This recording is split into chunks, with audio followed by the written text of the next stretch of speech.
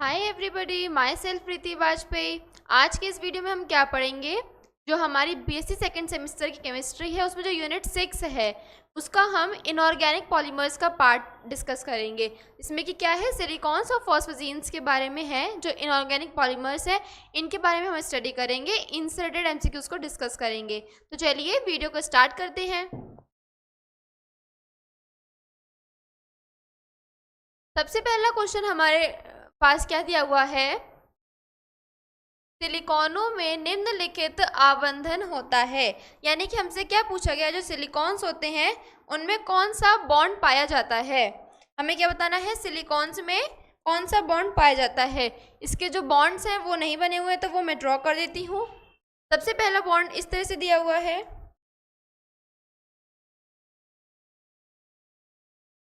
यहाँ पे सिलिकॉन है, ये कंटिन्यू साइकिल है सिलिकॉन्स का।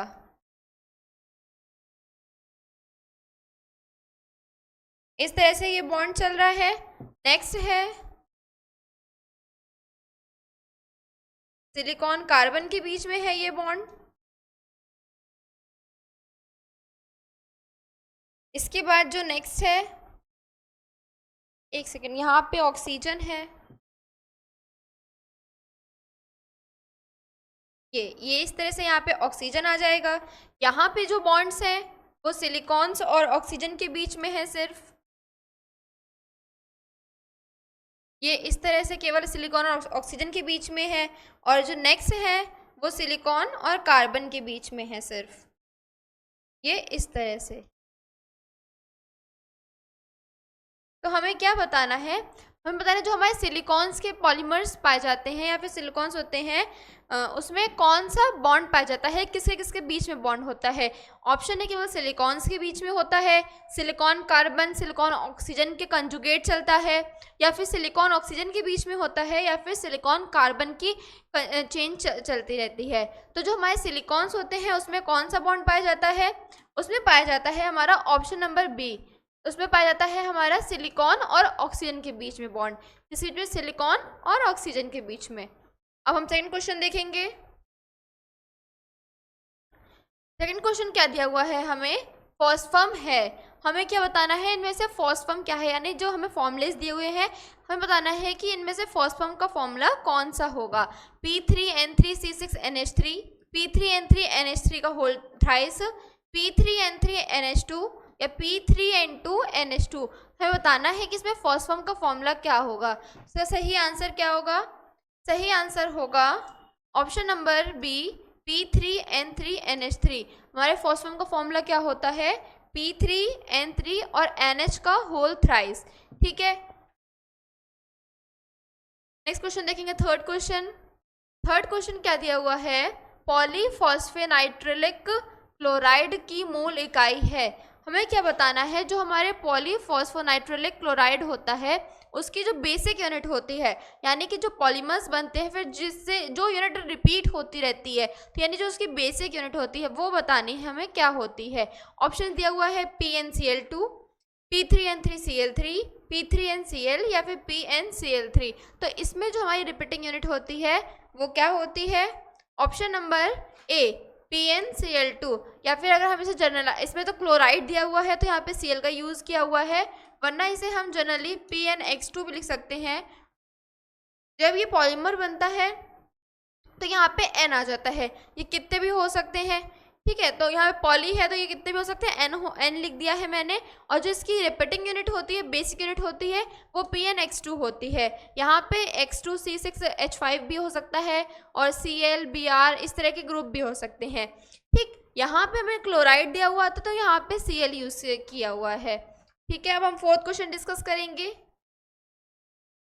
फोर्थ क्वेश्चन क्या दिया हुआ है, हमें सिलिकॉन का सामान्य सूत्र है। अब क्या बताना है हमें, इसमें सिलिकॉन का सामान्य सूत्र हमें क्या बताना है, सिलिकॉन का सामान्य सूत्र R2SiO2 या फिर SiO4 या फिर और उस पर 4 माइनस, Si2O7 6+ या फिर Si3N2N। तो हमें क्या बताना है, सिलिकॉन का सामान्य सूत्र यानी जर्नल फॉर्मूला क्या है। देखिए जो सिलिकॉन की यूनिट्स होती हैं वो किस तरह से बनी हुई होती हैं, वो कुछ इस तरह से बनी हुई होती हैं। यहाँ पे R जुड़ा होता है, यहाँ पे R, यहाँ पे ऑक्सीजन, उसके बाद फिर से सिलिकॉन आ जाता है। तो देखिए अभी इससे पहले फर्स्ट क्वेश्चन में पढ़ा था कि हमसे बॉन्ड पूछा गया था कौन सा पाया जाता है। तो देखिए इसमें सिलिकॉन ऑक्सीजन इस तरह का बॉन्ड पाया जा रहा है। और हमसे पूछा गया इसका जनरल फॉर्मूला क्या है, यानी कि इसमें कौन सी यूनिट रिपीट हो रही है, उसी से हम सबको लिख सकते हैं। तो देखिए यहाँ पे RSIO है, यहाँ पे ये एक यूनिट हो गई, ठीक है, ये एक यूनिट हो गई। अब देखिए इसके आगे भी हमें सेम ऐसी ही यूनिट दिख रही है, ये दिख रही है, यानी कि ये जो यूनिट है एक हमारी, ये रिपीट हो रही है। तो इसका जनरल फॉर्मूला क्या हो गया, इसमें कितने आ रहे हैं, R2SiO, तो ये लिखा हुआ है, ये से जनरल फॉर्मूला हो गया।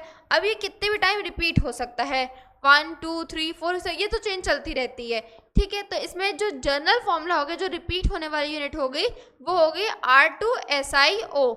यहाँ पे हमें 2 दिया हुआ है साइड में फॉर्मूले में, तो इसमें कोई दिक्कत नहीं है, कोई भी नंबर हो सकता है। इसका सही आंसर क्या होगा, सही आंसर होगा ऑप्शन नंबर ए, R2SiO2, ठीक है। O और होल टॉइस है। अब हम फिफ्थ क्वेश्चन देखेंगे। फिफ्थ क्या दिया हुआ है हमें, फॉस्फोनाइट्रिलिक हैलाइड का सामान्य सूत्र है। अब हमें क्या बताना है, जो फॉस्फोनाइट्रिलिक नाइट्रिक हैलाइड होते हैं उनका फॉर्मूला बताना है, जनरल फॉर्मूला बताना है। देखिए अभी इससे पहले हमारे पास क्वेश्चन आया था, उसमें पूछा गया था पॉलीफॉस्फोनाइट्रिलिक क्लोराइड क्या होता है। तो मैंने उसी में आपको बता दिया था कि यहाँ पे हमें क्लोराइड दिया हुआ था, इसमें मतलब स्पेसिफिकली हमें क्वेश्चन में दिया हुआ था क्लोराइड, तो हमने लिखा था PnCl2, क्योंकि हमें क्वेश्चन में क्लोराइड दिया हुआ था इसलिए हमने PnCl2 लिखा था। पर मैंने बता दिया था आपको कि ये PnCl2 है, तो ये इसको हम जनरल क्या लिखते हैं, X2 लिखते हैं।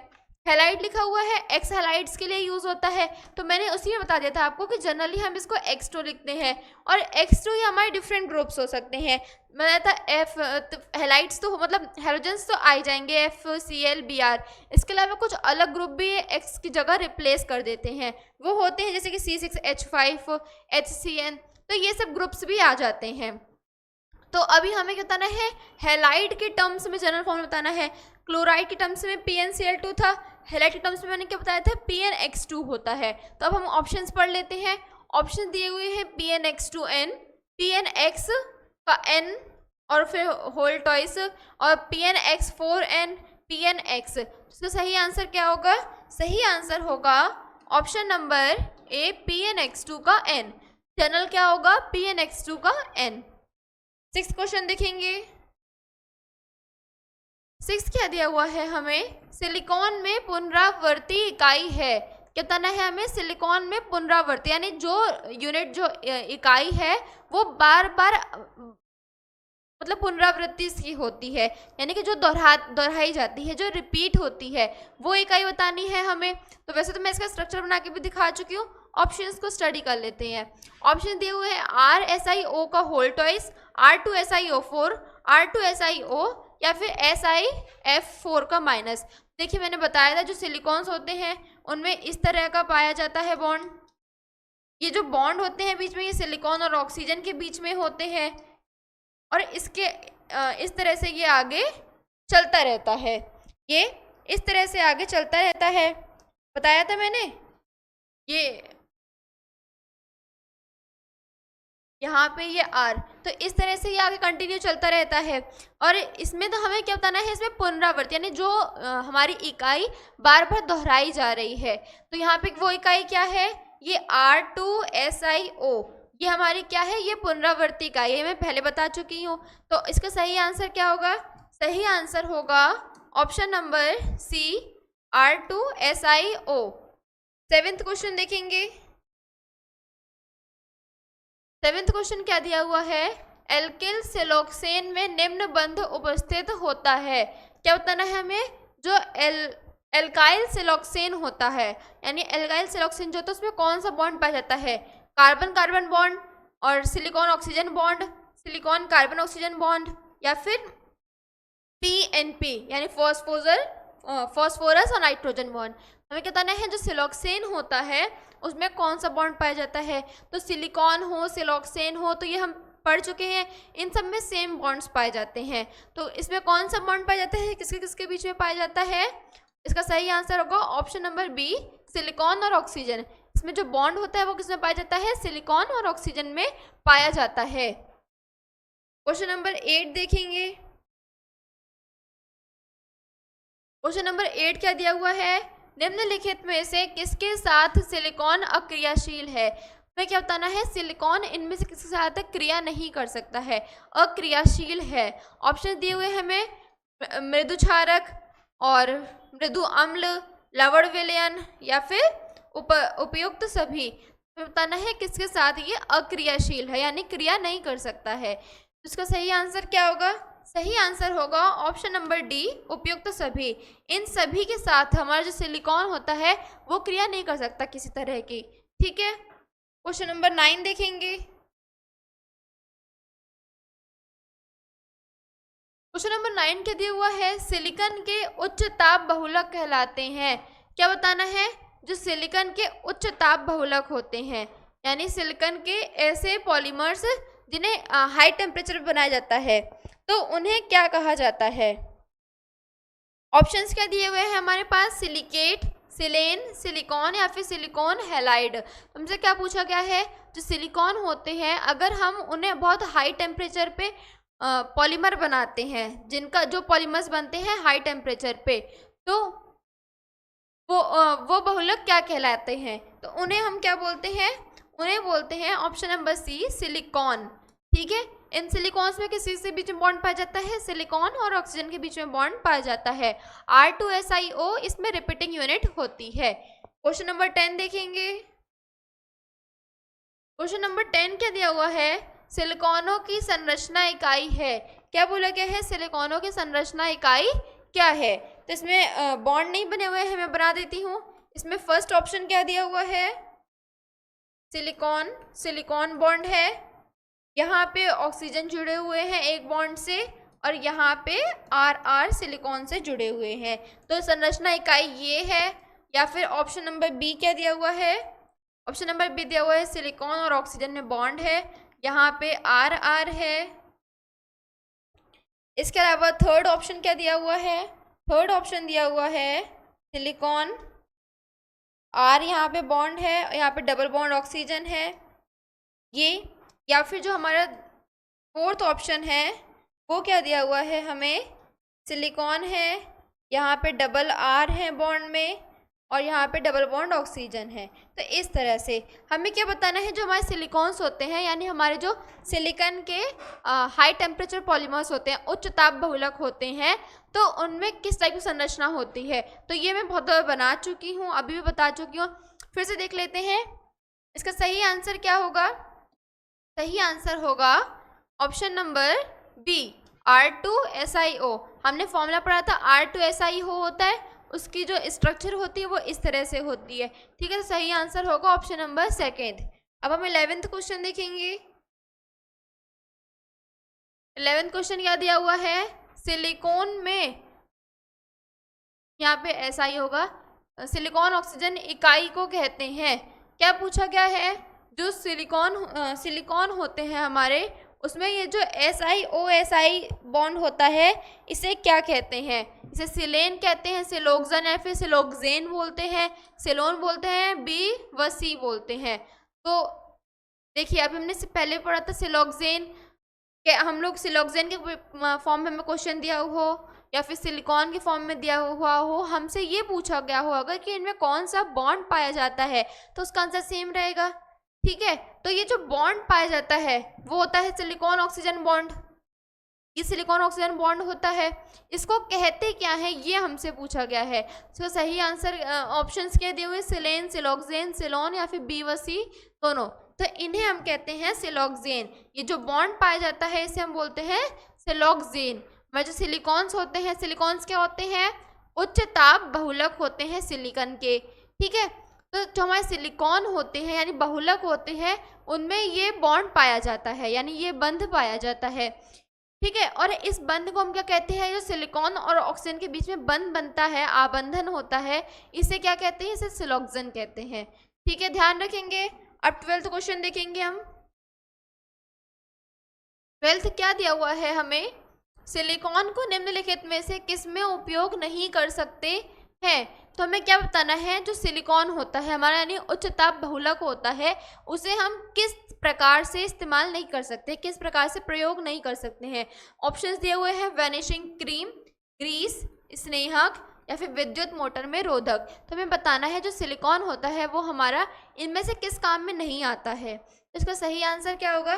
सही आंसर होगा option number A, vanishing cream. जो हमारा सिलिकॉन होता है हम उसे वैनिशिंग क्रीम की तरह यूज़ नहीं कर सकते हैं।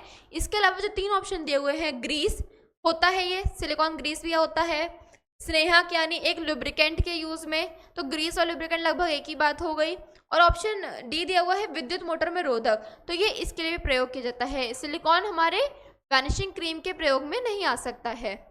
अब हम 13 क्वेश्चन देखेंगे। 13 क्वेश्चन क्या दिया हुआ है हमें, उच्च ताप एवं उच्च गति पर कार्यरत बॉल बियरिंग में स्नेहक लुब्रिकेंट के रूप में प्रयुक्त होता है।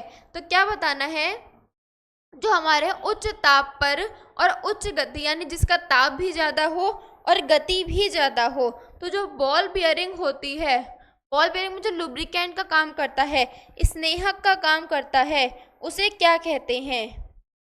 हमसे क्या पूछा गया है, जो हमारा उच्च ताप पर हो, उच्च गति पर हो, बॉल बियरिंग होता है, उसमें लुब्रिकेंट का काम कौन करता है, यानी स्नेहक के रूप में क्या प्रयोग किया जाता है? सिलिकॉन तरल होता है, सिलिकॉन रबर होता है, सिलिकॉन रेजिन होता है, या फिर सिलिकॉन ग्रीस होता है। तो देखिए लुब्रिकेंट के रूप में प्रयोग करना है हमें, तो वो क्या यूज़ किया जाएगा, वो एक प्रकार का ग्रीस यूज़ किया जाएगा। और वो ग्रीस किसका होता है, वो ग्रीस होता है हमारा सिलिकॉन का। हमने इससे पहले क्वेश्चन में पढ़ा कि सिलिकॉन को हम ग्रीस के तरह प्रयोग कर सकते हैं, तो इसमें जो हमारा लुब्रिकेंट स्नेहक काम आता है वो होता है सिलिकॉन ग्रीस। क्या होता है? Option number D, silicon grease. Question number 14 देखेंगे। क्वेश्चन नंबर 14 क्या दिया हुआ है, जेट एयरक्राफ्ट के जोड़ों को बंद करने में प्रयुक्त होता है। क्या बताना है, जो हमारे जेट एयरक्राफ्ट्स होते हैं, तो एयरक्राफ्ट्स में जो जॉइंट्स होते हैं उनको बंद करने में किसका प्रयोग किया जाता है? ऑप्शन दिए हुए हैं सिलिकॉन रेजिन का, सिलिकॉन तरल का, सिलिकॉन रबर का, या फिर सिलिकॉन ग्रीस का। तो क्या बताना है हमें, जो जेट एयरक्राफ्ट्स होते हैं उसमें हम किसका प्रयोग करते हैं? तो जेट एयरक्राफ्ट्स में हम प्रयोग करते हैं हमारे सिलिकॉन रबर का। किसका? सिलिकॉन रबर का। इसमें क्या होता है, इसमें क्रॉस बंध पाया जाता है। क्या पाया जाता है? क्रॉस बंध पाया जाता है। और इसमें जो सिलिकॉन की यूनिट्स होती हैं वो लगभग हो सकती हैं 6000 से 6 लाख तक सिलिकॉन हो सकते हैं। इसमें कितने यूनिट्स हो सकती हैं? 6000 से 6 लाख तक इसमें सिलिकॉन की यूनिट्स पाई जा सकती हैं। और इसमें हमारा क्रॉस बंध पाया जाता है, क्रॉस लिंकिंग पाई जाती है। ठीक है, इसका पॉलीमराइजेशन, इसमें पॉलीमराइजेशन किसका होता है? इसमें जो पॉलीमराइजेशन होता है वो CH3 का होल टॉइस SiO4 इसका पॉलीमर होता है, उससे बनता है हमारा सिलिकॉन रबर। ठीक है, इसके पॉलीमर से हमारा सिलिकॉन रबर बनता है। इसमें जो सिलिकॉन यूनिट्स होती हैं वो 6000 से 6 लाख तक हो सकती हैं। ठीक है, ध्यान रखेंगे। तो जो जेट एयरक्राफ्ट में यूज़ किया जाता है वो होता है सिलिकॉन रबर। क्वेश्चन नंबर 15 देखेंगे।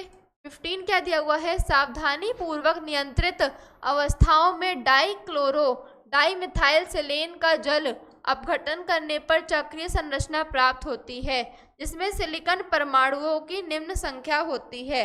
तो क्या बताना है, देखिए जब हम सावधानी पूर्वक हमारा डाइक्लोरो डाइमिथाइल सेलेन होता है जो, उसका अगर हम हाइड्रोलिसिस करते हैं तो हमें एक साइक्लिक स्ट्रक्चर मिलता है। उस साइक्लिक स्ट्रक्चर में कितने सिलिकॉन यानी जो हमारा Si होता है उसकी कितनी संख्या पाई जाती है, हमें ये बताना है। देखिए यानी कि जब हम डाइक्लोरो डाइमिथाइल सेलेन का हाइड्रोलिसिस करेंगे, क्या करेंगे? हाइड्रोलिसिस करेंगे, तो उससे हमें क्या मिलती है? चक्रीय संरचना यानी साइक्लिक स्ट्रक्चर मिलता है।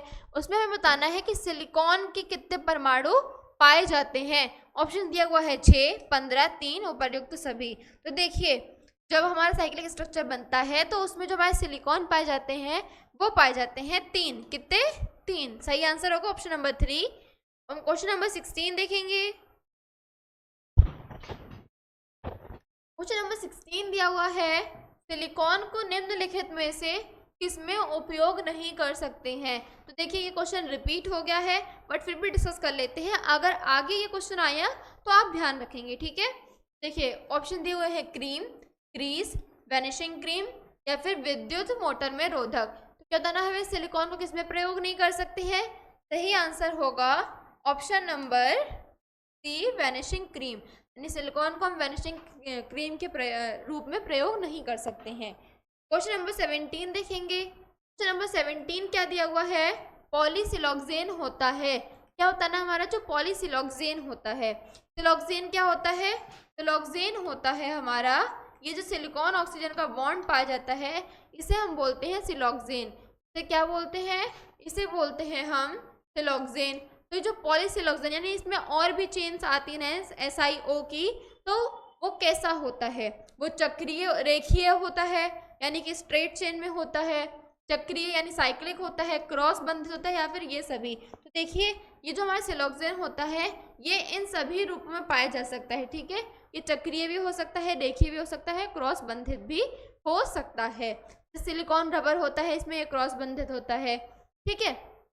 जब अभी हमने पिछले क्वेश्चन में पढ़ा कि डाइक्लोरोडाइमिथाइल सेलेन को जब हम हाई टेम्परेचर पे हाइड्रोलिसिस करते हैं तो ये चक्रीय रूप रख लेता है। तो इस तरह से इसका चक्रीय, क्रॉस बंधित और रेखीय तीनों ही आकार हो सकते हैं। अब हम क्वेश्चन नंबर 18 देखेंगे।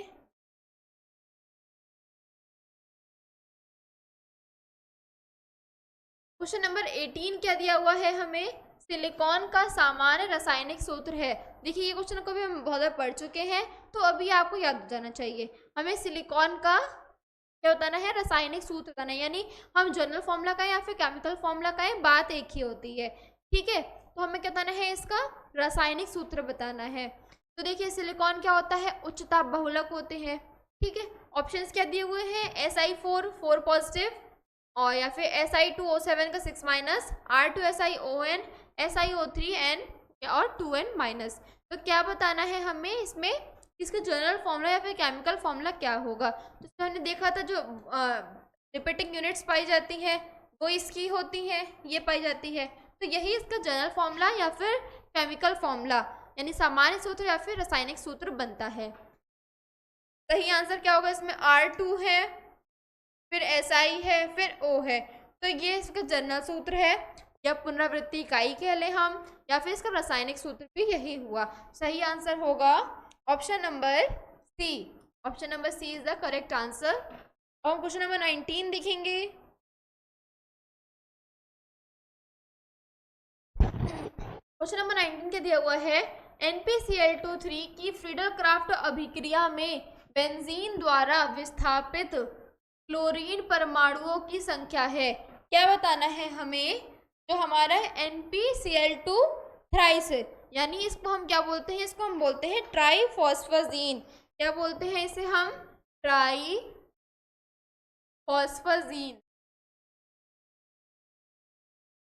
ठीक है, इसको बोलते हैं ट्राईफॉस्फेजीन।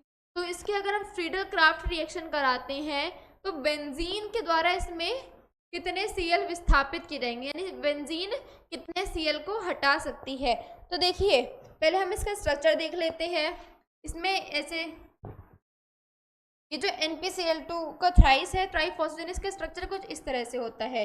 यहाँ पे N, फिर ये डबल बॉन्ड, फिर ये P, फिर ये डबल बॉन्ड N, फिर यहाँ पे P, ये डबल बॉन्ड N, इस तरह से। तो इसमें हमने ये PN की साइकिल होती है।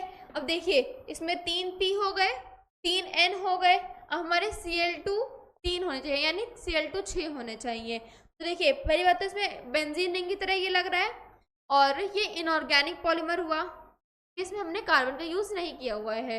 अल्टरनेट डबल बॉन्ड से बेंजीन रिंग की तरह, ठीक है। अब देखिए इसमें जो Cl होते हैं वो इसमें हर P के साथ 2-2 Cl लगे होते हैं, हर P के साथ 2-2 Cl लगे हुए होते हैं। तो ये बन जाता है हमारा ट्राईफॉस्फेजीन, ठीक है।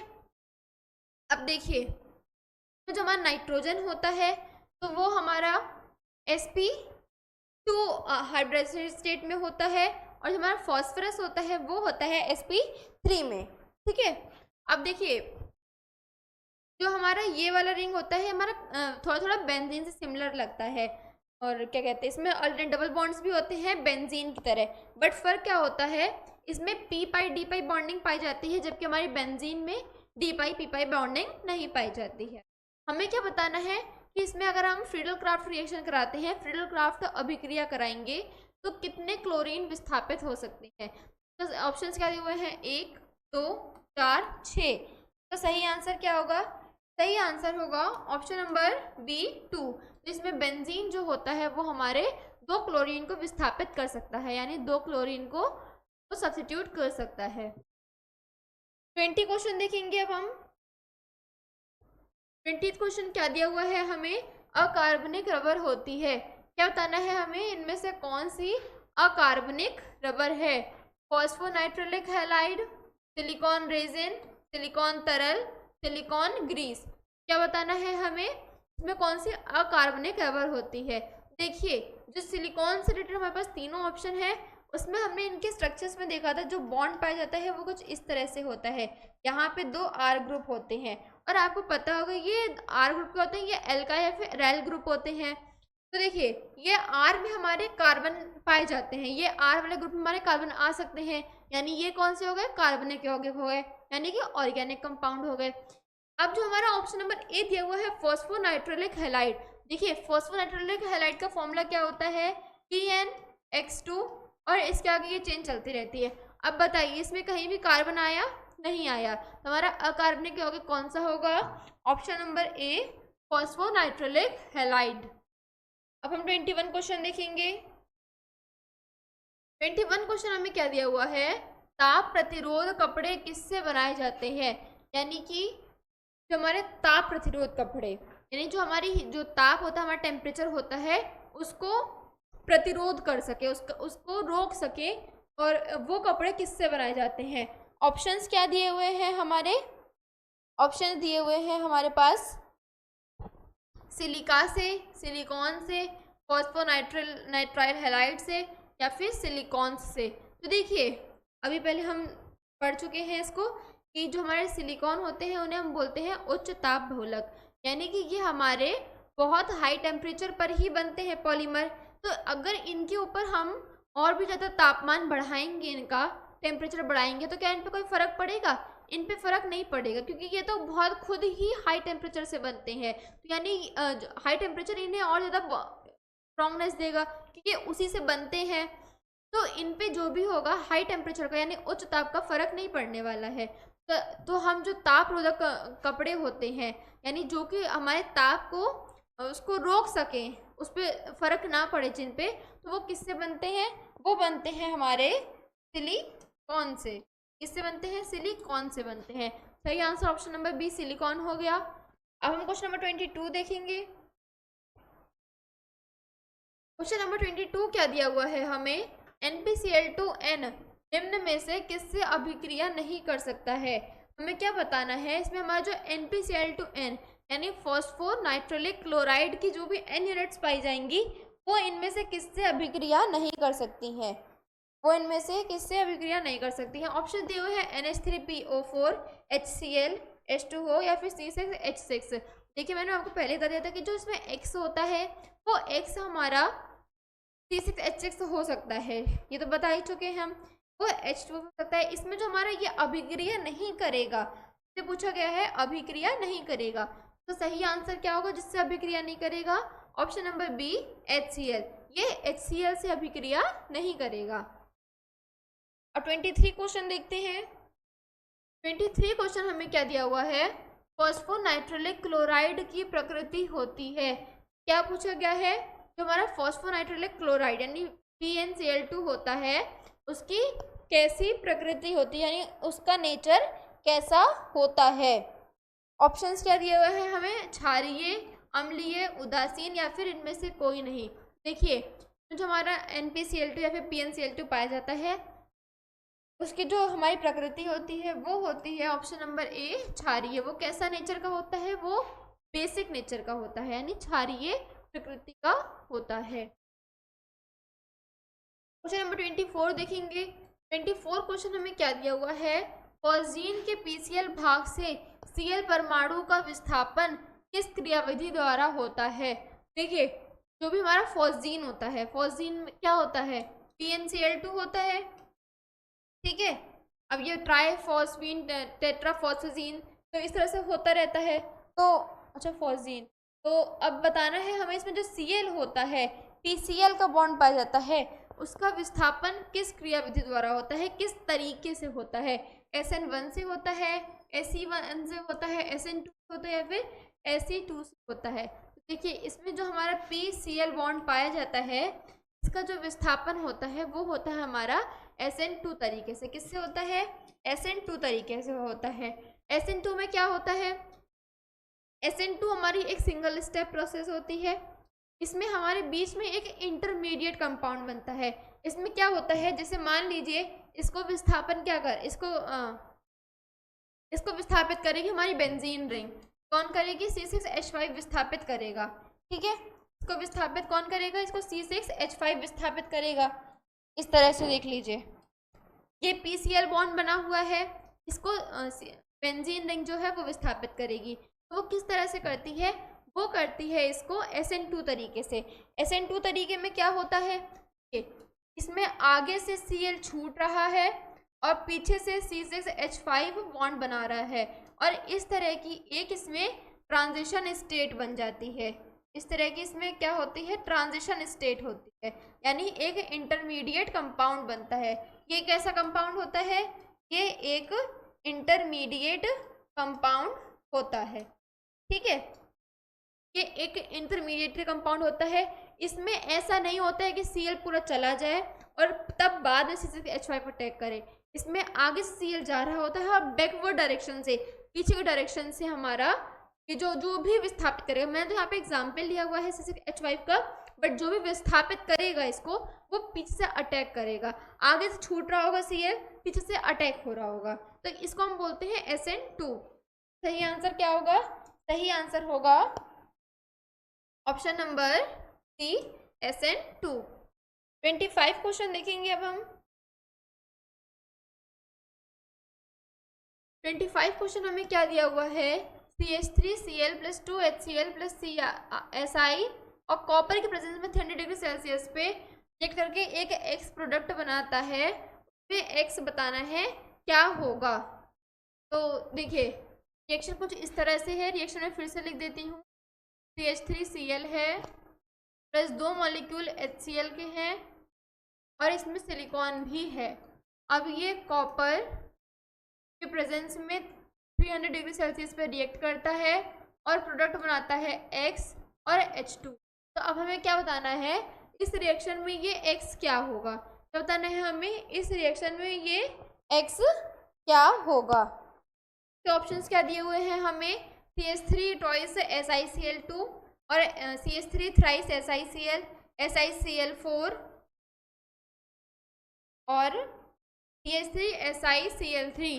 तो क्या बताना है? इसमें जो X कंपाउंड बनेगा वो क्या बनेगा। देखिए, जनरली जब रिएक्ट करता है तो उसमें हमारा R2Si करके जनरल फॉर्मूला बनता है हमारा, बट इसमें फिर जो बनता है वो क्या बनता है? इसमें जो हमारा X बनेगा वो X कंपाउंड क्या होगा? वो होगा CH3 SiCl3। ये कंपाउंड बनेगा इसमें X की जगह पे, प्लस उसके साथ जो हमारा H2 है वो चला जाएगा।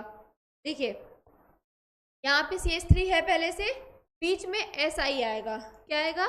Si आ जाएगा, और Si के बाद ये एक Cl और ये 2 Cl, ये Si से बॉन्ड बना लेंगे, यानी SiCl3 बन जाएगा। और यहाँ पे जो 2 H बनेंगे वो H2 बन के लिबरेट हो जाएंगे। ये सब किसकी प्रेजेंस में हो रहा है? कॉपर के प्रेजेंस में हो रहा है। और किस टेम्परेचर पे हो रहा है? 300 डिग्री सेल्सियस पे हो रहा है। सही आंसर क्या होगा? जो प्रोडक्ट बनेगा वो बनेगा option number D, CH3 SiCl3। Question number 26 देखेंगे। 26 क्वेश्चन क्या दिया हुआ है हमें? N3P3Cl6 है। हमें क्या बताना है? N3P3Cl6 है। तो हम इस तरह से भी लिख सकते हैं NpCl2 का थ्राइस। ये इस तरह से भी लिखा जा सकता है। और अब ये क्या है हमारा?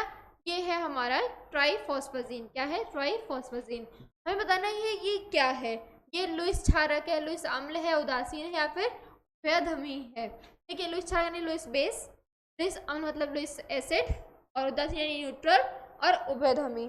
तो हमें क्या बताना है कि ये कैसी प्रकृति का होता है। तो हम पहले ही पढ़ चुके हैं, जो हमारी फॉस्फोनाइट्रिक यूनिट होती है, फॉस्फोनाइट्रिक क्लोराइड की यूनिट होती है, ये कैसी होती है, बेस होती है। तो ये कैसी बेस होती है, ये होती है हमारी लुईस क्षारक। क्या होती है, लुईस क्षारक होती है। क्वेश्चन नंबर 27 देखेंगे।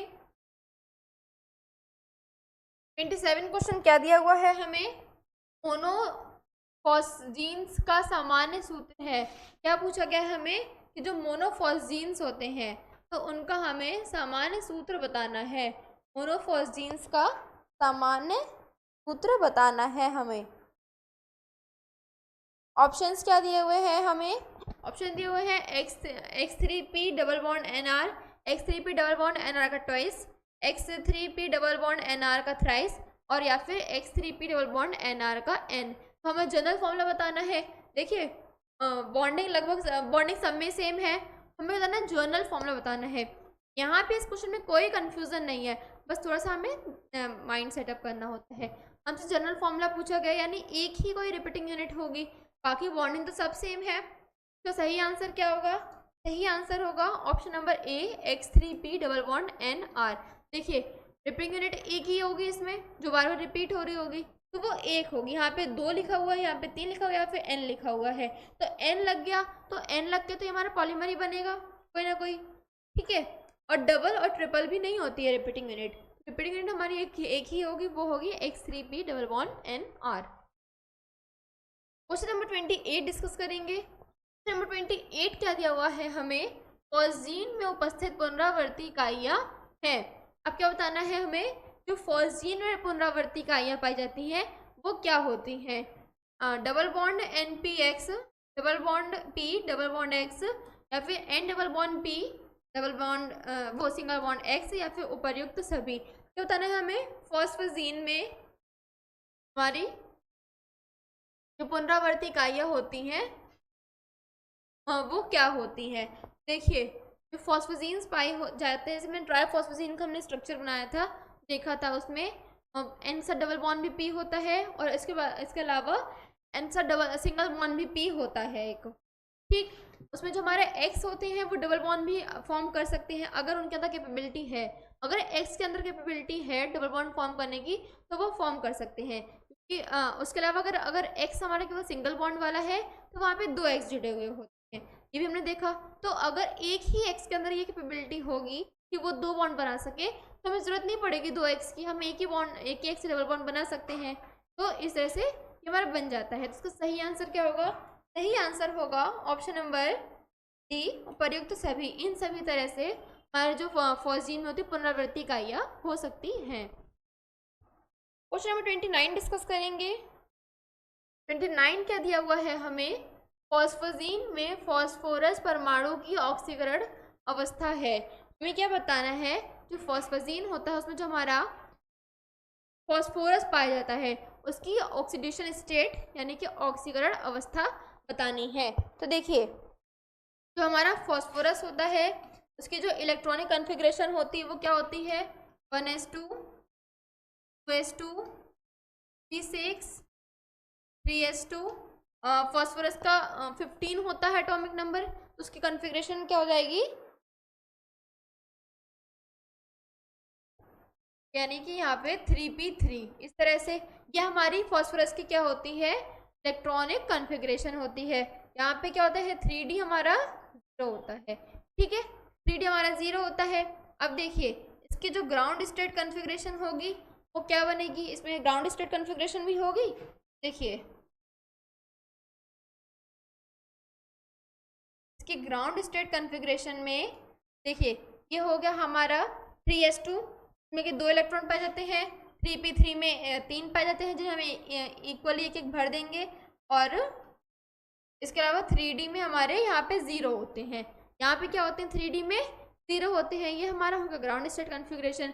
जब हम इसका एक्साइटेड स्टेट में कॉन्फ़िगरेशन करते हैं तो क्या होता है, हमारा ये जो एक इलेक्ट्रॉन होता है ये हमारा d ऑर्बिटल में चला जाता है। ये कहाँ चला जाता है, d ऑर्बिटल में चला जाता है। यानी कि यहाँ पे हमारे यहाँ पे जो s वाला होता है 3s ऑर्बिटल होता है, इसमें केवल एक ही इलेक्ट्रॉन रह जाता है, हमारे 3s में एक इलेक्ट्रॉन रह जाता है, और उसके बाद p में सेम ही रहते हैं।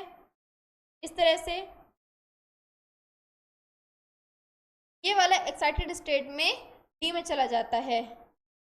ठीक, यहाँ पे ज़्यादा बन गए हैं, ये 3d5 होंगे।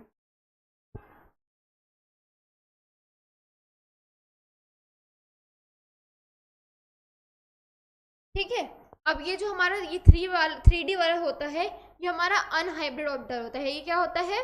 अनहाइब्रिड ऑर्बिटल होता है। तो जो हमारा हाइब्रिडाइजेशन होता है वो इन्हीं से होता है। वो क्या हो जाता है? sp3। हाइब्रिडाइजेशन क्या हो जाता है? sp3 हो जाता है। p का क्या हो जाता है? sp3 हाइब्रिडाइजेशन होता है। ऑप्शंस क्या दिया हुआ है हमें? अच्छा, हमें ऑक्सीडेशन स्टेट बताना था, तो +4 है, +5 है, +3 है, +2 है। तो हमें क्या था इसको, सॉरी, ऑक्सीडेशन स्टेट बताना था हमें। ऑक्सीडेशन मैंने हाइड्रेशन बता दिया है, बट हमें क्या बताना है? इसका ऑक्सीडेशन स्टेट बताना है। देखिए, ऑक्सीडेशन स्टेट इसका कौन कौन करेगा डिटरमाइन?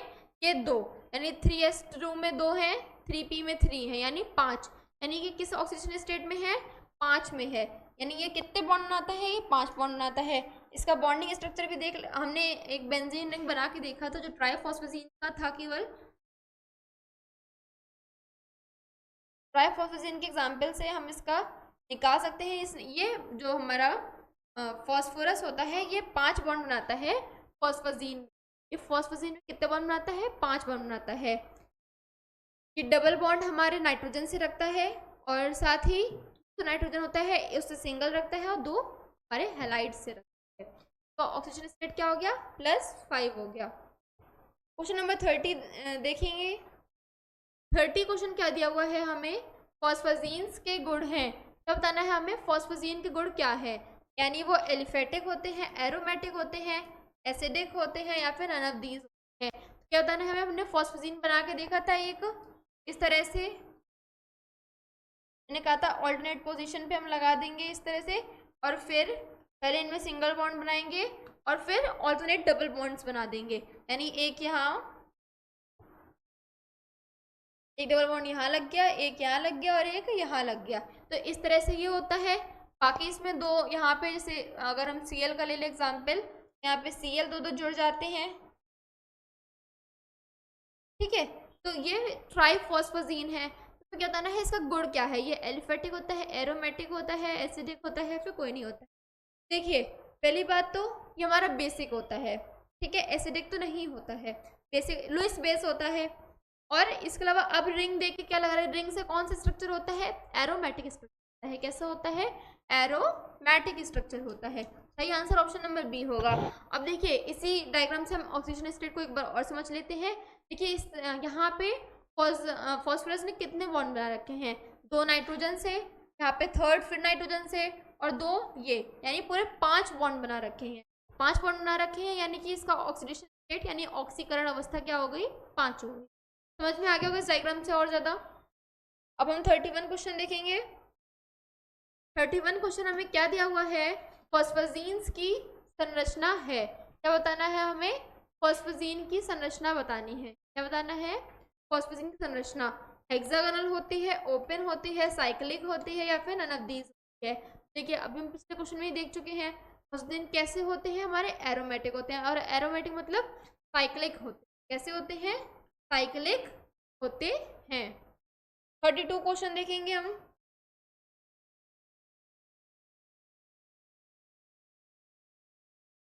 32 क्वेश्चन क्या दिया हुआ है? NbCl2 थ्राइस में नाइट्रोजन की संकरित अवस्था है। अब इस क्वेश्चन में हमसे हाइब्रिडाइजेशन पूछा गया है। क्या पूछा गया है? हाइब्रिडाइजेशन पूछा है।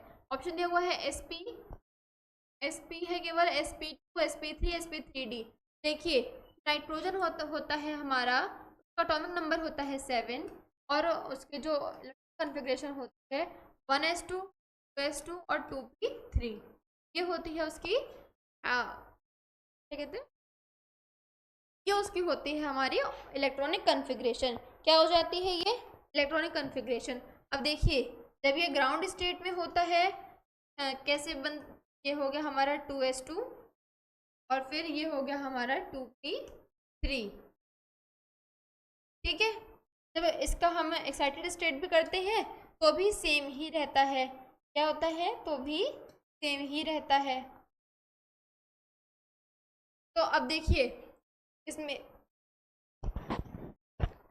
जो हमारा एक्साइटेड स्टेट होता है, तो और देखिए अब इसमें जो हमारा ये pz होता है, ये जो pz ऑर्बिटल होता है, ये हमारा अनहाइब्रिड होता है। इसमें इलेक्ट्रॉन पाया जा रहा है बट ये अनहाइब्रिड होता है।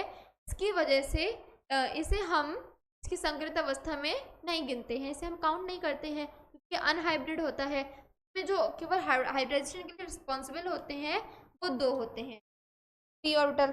तो वो इसका क्या हो गया संकरित अवस्था? sp2। क्या हो गया संकरित अवस्था? sp2 हो गई। सही आंसर क्या होगा? सही आंसर होगा option number B, sp2। Question number 33 देखेंगे। 33 क्वेश्चन क्या दिया हुआ है? 33 क्वेश्चन दिया हुआ है, रिएक्शन NH4Cl प्लस PCl5 का अंतिम उत्पाद है। तो अगर हम NH4Cl प्लस PCl5 की अभिक्रिया करते हैं तो उसका लास्ट प्रोडक्ट क्या बनेगा? NPC का N, या फिर NPCl2, NPCl3 का N, या फिर NPCl2 का N। तो देखिए जब हम इसकी रिएक्शन करते रहते हैं तो हमारे पास जो लास्ट प्रोडक्ट यानी फाइनल प्रोडक्ट बन के आता है, फाइनल प्रोडक्ट जो होता है हमारा, वो बनता है हमारा ऑप्शन नंबर डी, NPCl2 का N। ये हमारे पास बनता है फाइनल प्रोडक्ट। ठीक है, ये फॉस्फेजिन की यूनिट होती है। ठीक, क्वेश्चन नंबर 34 देखेंगे। 34 क्वेश्चन क्या दिया हुआ है हमें? फॉस्फेजीन्स वे यौगिक हैं जिनमें निम्न बंध होता है। यानी अब हमसे क्या पूछा गया है? फॉस्फेजीन में कौन सा बंध पाया जाता है, कौन सा बॉन्ड पाया जाता है, वो बताना है। P और H का, N और P का, N और O का, या फिर S और P का। तो ये तो हम बहुत पढ़ चुके हैं। फॉस्फेजीन का जनरल फॉर्मूला क्या होता है? NPCl2 जनरल फॉर्मूला हो गया, ये सामान्य सूत्र हो गया, रासायनिक सूत्र हो गया, कुछ भी कह लीजिए। ठीक है, अब इसमें बॉन्ड किसका पाया जा रहा है? कौन कौन से 2 एलिमेंट्स पाए जा रहे हैं? नाइट्रोजन और फॉस्फोरस पाए जा रहे हैं। तो बॉन्ड में किसका पाया जाएगा? बॉन्ड पाया जाएगा हमारा ऑप्शन नंबर बी, नाइट्रोजन और फॉस्फोरस का, N और P का। क्वेश्चन नंबर 35 देखेंगे। 35 क्वेश्चन क्या दिया हुआ है हमें? फॉस्फेजीन्स है, क्या बताना है हमें? फॉस्फेजीन क्या है? ये क्वेश्चन हम बहुत बार पढ़ चुके हैं और अब तक तो आप लोग को भी आ गया होगा ये। NPCl2 का N, NPOCH3 का N, NPOC2H5 का N, या फिर उपर्युक्त सभी। तो हमें क्या बताना है इसमें? फॉस्फेजीन्स क्या है? क्या बताना है हमें इसमें? फॉस्फेजीन्स क्या है? तो देखिए अब तक तो ये क्वेश्चन आपको बहुत अच्छे से आ चुका होगा।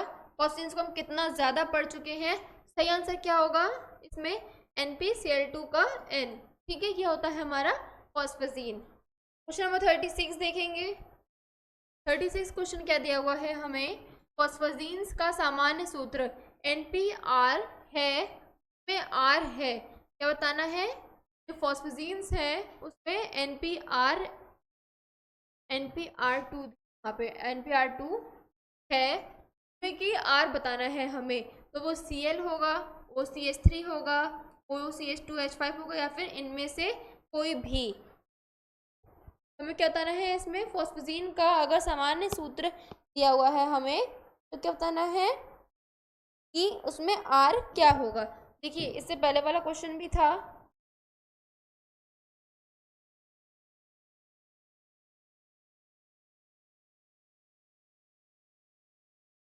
ये वाला।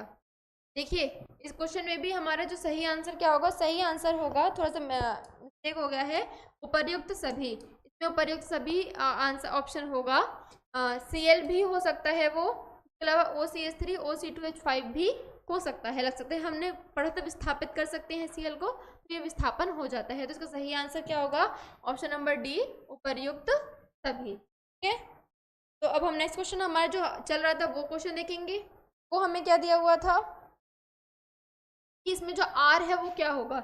Cl हो सकता है, OCH3 हो सकता है, OC2H5 हो सकता है, या फिर इनमें से कोई भी। तो देखिए इसमें हमारा जो R है वो कोई भी हो सकता है, इन तीनों में से कोई भी ग्रुप लग सकता है, कोई भी विस्थापित कर सकता है।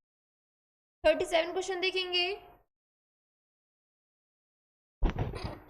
37 क्वेश्चन क्या दिया हुआ है हमें, सिलिकॉन के उच्च ताप बहुलक कहलाते हैं। तो ये हम जो स्टार्टिंग में पढ़े थे उसमें से रिपीट हुआ है क्वेश्चन। सिलिकेट होते हैं, सिलेन होते हैं, सिलिकॉन होते हैं या फिर सिलिकॉन हैलाइड होता है। देखिए सिलिकॉन होता है, उसके उच्च ताप बहुलक हमारे क्या कहलाते हैं, वो सिलिकॉन कहलाते हैं। क्या कहलाते हैं, सिलिकॉन। सिलिकॉन में सिलिकॉन और ऑक्सीजन का बंध पाया जाता है, ठीक है, क्या बोलते हैं, सिलोक्सेन बोलते हैं। क्या बोलते हैं, सिलोक्सेन बोलते हैं। क्वेश्चन नंबर 38 देखेंगे। 38 क्वेश्चन क्या दिया हुआ है हमें, PnCl2n बहुलक की प्रकृति होती है। क्या बताना है हमें, इसकी प्रकृति कैसी होती है, क्षार तथा सुहाना, क्षार तथा तीक्ष्ण, मीठा तथा सुहाना या फिर मीठा तथा तीक्ष्ण। तो इसके देखिए जो हमारा PnCl2 जो फॉस्फीन पाया जाता है, फॉस्फोजीन, इसकी प्रकृति कैसी होती है, इसकी प्रकृति होती है हमारी शैली तथा तीक्ष्ण। तो यानी कैसी प्रकृति का होता है, शैला होता है, वह तीक्ष्ण होता है। अब हम 39 क्वेश्चन देखेंगे। 39 क्वेश्चन क्या दिया हुआ है हमें, फॉस्फोनाइट्रेलिक क्लोराइड का उपयोग निम्न के बनने में होता है। क्या बताना है हमें, जो फॉस्फोनाइट्रेलिक क्लोराइड होता है उसका प्रयोग हम क्या बनाने में करते हैं। ऑप्शन दिए हुए हैं हमें, पतले कपड़े, मुलायम कपड़े, या फिर मजबूत कपड़े, या फिर अग्निरोधी कपड़े। बताना है फॉस्फोनाइट्रेलिक क्लोराइड का प्रयोग हम इनमें से किसमें करते हैं, पतले कपड़े, मुलायम कपड़े, मजबूत कपड़े या फिर अग्निरोधी कपड़े। तो इसका सही आंसर क्या होगा, सही आंसर होगा ऑप्शन नंबर डी, अग्निरोधी कपड़े। अब हम क्वेश्चन नंबर 40 देखेंगे। क्वेश्चन नंबर 40 क्या दिया हुआ है हमें, ट्राईफॉस्फोनाइट्रिलिक क्लोराइड की संरचना में नाइट्रोजन तथा फास्फोरस परमाणु क्रमशः संकरित है। देखिए जो हमारा फॉस्फोजीन होता है उसका फॉर्मूला क्या पढ़ा हमने जनरल, NpCl2। क्या होता है, NpCl या फिर NpX2, ठीक है, हम बोलेंगे NpX2। अब हमसे क्या पूछा गया है, उनकी संकरित अवस्था बतानी है। संकरित अवस्था को क्या बोलते हैं, हाइब्रिडाइजेशन बोलते हैं। अब हमने जो नाइट्रोजन है हमारा, उसकी संकरित अवस्था निकाली थी, वो क्या निकाली थी हमने, P2 निकालनी थी। तो क्या बताना है हमें, फॉस्फोरस की बतानी है। तो अगर वीडियो पूरा देखा होगा, थोड़ा बहुत भी स्किप नहीं किया होगा, तो हमें इससे क्वेश्चन जब हमसे फॉस्फोरस की ऑक्सीकरण अवस्था पूछी गई थी उस टाइम पे हमने उसे संकरित अवस्था निकाल ली थी। तो उसमें क्या आया था हमारा आंसर, थोड़ा सा आप बैक क्वेश्चन देख सकते हैं। तो हमारी जो फॉस्फोरस की आई थी वो आई थी sp3, और नाइट्रोजन की हमने थोड़ी क्वेश्चन पहले देखी थी, वो थी sp2। ऑप्शन क्या दिए हुए हैं हमें, sp sp2, sp2 sp2, sp2 sp3, sp2 sp3। ये क्वेश्चन अच्छा सेम हो गए हैं।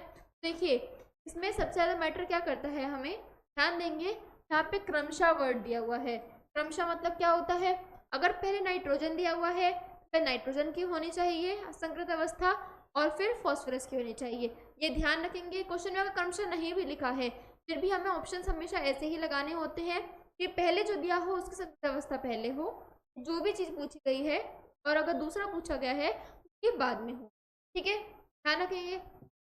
नाइट्रोजन की क्या निकली थी, नाइट्रोजन की sp2 निकली थी, और हमारी फॉस्फोरस की क्या निकली थी, sp3 निकली थी। सही आंसर क्या होगा, यहाँ पे क्वेश्चन इसलिए मिसप्रिंट हो गया है, यहाँ पे sp3 पहले होगा और sp2 बाद में होगा। देखिए बस यही कंफ्यूज करने के लिए होता है, हमें क्रमशः ही लिखना होगा। क्वेश्चन में क्रमशः दिया हुआ है, बहुत अच्छी बात है, देख लेंगे, ध्यान से लगाएंगे, बट क्रमशः नहीं भी दिया हुआ है, बट फिर भी हमें ध्यान रखना होगा, ठीक है। तो सही आंसर क्या होगा, ऑप्शन नंबर सी, sp2 sp3। नाइट्रोजन का पहले है जो कि sp2 होगा, फॉस्फोरस का बाद में है जो कि sp3 होगा। अब क्वेश्चन नंबर 41 देखेंगे। क्वेश्चन नंबर 41 क्या दिया हुआ है हमें, निम्न में से कौन सी इकाई क्रॉस बंध बहुलक बनाती है। क्या बताना है हमें, इनमें से कौन सी इकाई क्रॉस बंध वाले बहुलक बनाती है, क्रॉस लिंकिंग बनाती है। तो हमें बताना है किस इकाई से हमारे क्रॉस बंध बनते हैं, यानी हमारे साइक्लिक स्ट्रक्चर बन सकते हैं, और हमारे इसके अलावा स्ट्रेट्स वाले चेन बन सकते हैं, और हमें बताना है कौन सी इकाई क्रॉस बंध बनाती है। तो R2SiOH का ट्वाइस, R3SiOH, RSiOH का 4, या फिर RSiOH का थ्राइस। देखिए याद होगा तो हमने पिछले क्वेश्चन में पढ़ा था कि हमने जब हाइड्रोलिसिस किया था कंपाउंड का, तो उसमें जो हैलाइड वाला पार्ट था उसके नीचे थ्राइस था, और जो हमारा एल्काइल पार्ट हो जाता है वो 1 हो जाता है। सही आंसर क्या होगा? सही आंसर क्या होगा? ऑप्शन नंबर डी, RSiOH का थ्राइस। क्वेश्चन नंबर 42 देखेंगे। 42 क्वेश्चन हमें दिया हुआ है, अग्र अग्नि प्रतिरोधक कपड़ों के बनाने में निम्न में से किसका उपयोग किया जाता है? क्या बताना है हमें? अगर हम अग्नि प्रतिरोधक कपड़े बना रहे हैं, यानी जिन पर अग्नि का उच्च ताप का प्रभाव ना पड़े, तो वो कपड़े हम इनमें से किसका प्रयोग करके बनाएंगे? बोराजीन का, सिलिकॉन का, सिलेन का, फॉस्फोनाइट्रिलिक क्लोराइड का। तो अभी हमने इससे पहले कुछ क्वेश्चन पहले पढ़ चुके हैं कि फॉस्फोनाइट्रिलिक क्लोराइड की हेल्प से हम क्या बनाते हैं? अग्निरोधी कपड़े बनाते हैं। ठीक है, तो अभी अभी हमसे क्वेश्चन में यही पूछा गया है कि अगर हमें अग्नि प्रतिरोधक कपड़े बनाने हैं तो इनमें से हम किसका प्रयोग करें? तो सही आंसर क्या होगा? सही आंसर होगा ऑप्शन नंबर डी, फॉस्फोनाइट्रिलिक क्लोराइड। इसकी सहायता से हम अग्निरोधी कपड़े बनाएंगे। क्वेश्चन नंबर 43 देखेंगे।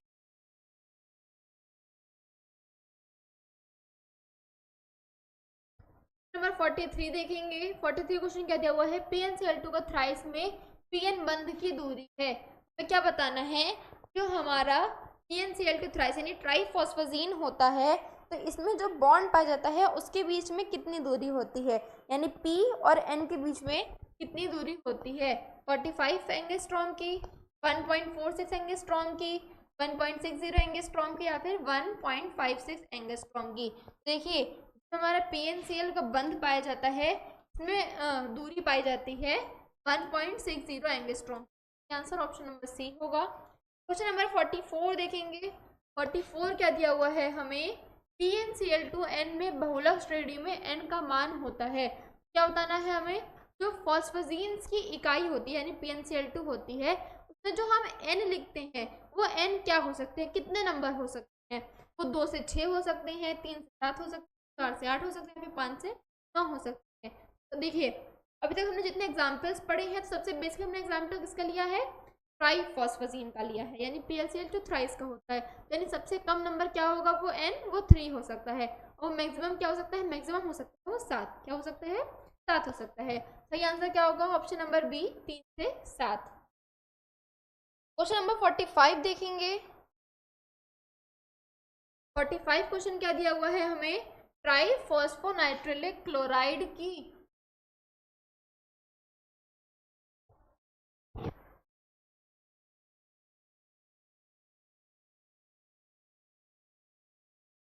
ट्राइफॉस्फोनाइट्रिलिक क्लोराइड की संरचना में बंद होते हैं। हमें क्या बताना है? जो हमारा ट्राइफॉस्फोनाइट्रिलिक क्लोराइड होता है, यानी कि हमारा ट्राइफॉस्फेजीन जो होता है, उसमें जो बंध पाया जाता है उसकी संरचना में कौन सा बंध होता है? डी पाई पी पाई होता है, पी पाई पी पाई होता है, एन पाई डी पाई होता है, फिर पी पाई सी पाई है। तो देखिए, किसी ने भी वो वीडियो को ध्यान से सुना होगा, तो मैंने पहले तरह जब मैंने उसका स्ट्रक्चर बनाया था तो बताया था ये बेंजीन से रिसेंबल करता है, यानी बेंजीन जैसे दिखता है, अल्टरनेट डबल बॉन्ड्स होते हैं। बट इसमें फ़र्क बताया था मैंने कि ये इसमें फ़र्क क्या होता है कि इसमें डी पाई पी पाई बॉन्डिंग प्रेजेंट होती है, जबकि हमारे बेंजीन में डी पाई पी पाई बॉन्डिंग नहीं प्रेजेंट होती है। तो सही आंसर क्या होगा?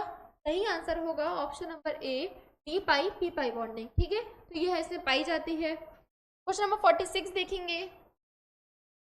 46 क्वेश्चन क्या दिया हुआ है हमें? PnCl2 थ्राइस अणु की वलय में परमाणु की संख्या है, परमाणुओं की संख्या है। हमें क्या बताना है? यानी PnCl2 थ्राइस का जो अणु है, मॉलिक्यूल है, उसकी वलय जो बनेगी यानी रिंग जो बनेगी, तो परमाणुओं की संख्या बतानी है। एक सेकंड मुझे क्वेश्चन चेक करने दीजिए। ठीक है, तो इसमें बताना है जो रिंग बनती है उसमें परमाणुओं की संख्या बतानी है। तो देख, ऑप्शन दिए हुए हैं 3, 4, 6, 8। तो मैंने तो इसकी आपको रिंग बना के भी दिखाई है। ये रिंग किस तरह से होती है क्लास टाइम फिर से बना लेते हैं। PN PN PN, इस तरह से ऑल्टरनेट हमने PN PN लिख लिया। ठीक है, अभी पहले हम सब में डबल बॉन्ड बना देंगे, ओ सॉरी सिंगल बॉन्ड बना देंगे। ये हमने सब में सिंगल बॉन्ड्स बना दिए। अब इसमें क्या होता है? बेंजीन रिंग की तरह अल्टरनेट डबल बॉन्ड्स पाए जाते हैं, यानी यहाँ डबल बॉन्ड, यहाँ डबल बॉन्ड और यहाँ डबल बॉन्ड। ठीक है, और इसके अलावा इसमें जो फॉस्फोरस होते हैं हमारे, उससे Cl जुड़े हुए होते हैं।